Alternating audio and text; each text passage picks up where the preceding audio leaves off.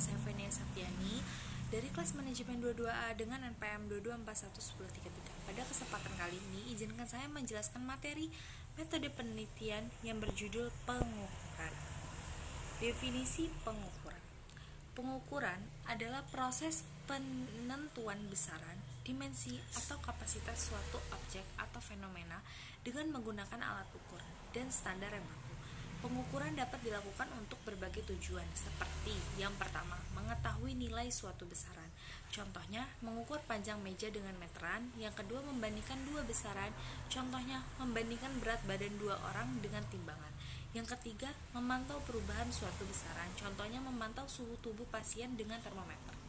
Jenis-jenis pengukuran. Pengukuran langsung. Pengukuran dilakukan dengan cara langsung baca nilai pada alat ukur. Contohnya mengukur panjang meja dengan meteran. Pengukuran tidak langsung.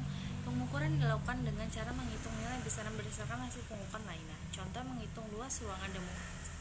Definisi pengukuran.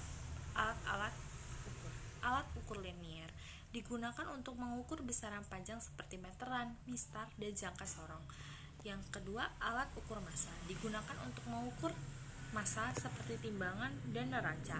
Alat ukur waktu digunakan untuk mengukur besaran waktu seperti jam, stopwatch, dan kalender. Yang terakhir, alat ukur suhu digunakan untuk mengukur besaran suhu seperti termometer. Satuan adalah acuan untuk menyatakan nilai suatu besaran. Contohnya, satuan baku untuk besaran panjang adalah meter. Ketelitian adalah kemampuan alat untuk menunjukkan nilai yang mendekati nilai sebenarnya. Semakin kecil nilai ketelitian, semakin akurat hasil pengukuran. Yang terakhir, presesi. Presesi adalah kemampuan alat ukur untuk menunjukkan nilai yang sama pada pengukuran yang berulang. Semakin kecil nilai presesi, semakin konsisten hasil pengukuran. Definisi operasional. Definisi operasional adalah penjelasan yang spesifik dan terukur tentang bagaimana suatu variabel diukur atau didefinisikan dalam penelitian. Definisi ini penting untuk memastikan bahwa variabel diukur secara konsisten dan dapat dipahami oleh peneliti lain. Ciri-ciri definisi operasional. Yang pertama, spesifik.